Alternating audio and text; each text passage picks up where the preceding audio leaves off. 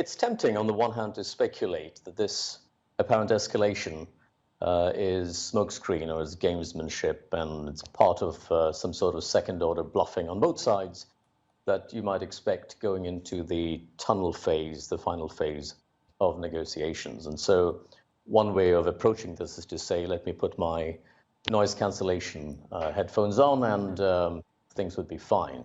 But if you're on a risk committee or an investment committee right now, I think the objective base case scenario is that it's no deal. And I'm sorry to have to say this because it's deja vu, it's Groundhog Day from the last time we spoke on this issue more than a year ago before the withdrawal agreement was signed.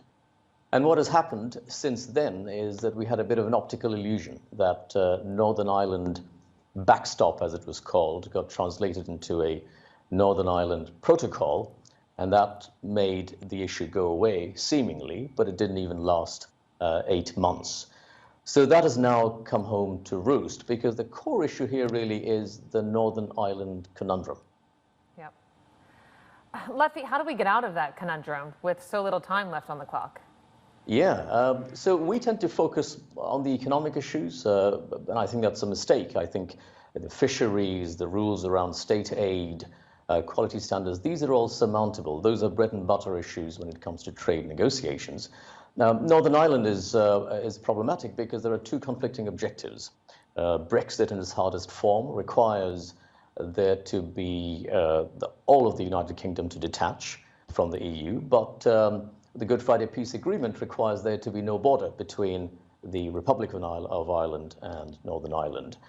And so Brexit, again, in its hardest form, requires some sort of border to be in place. We still don't have the technology that allows for border checks without border stops.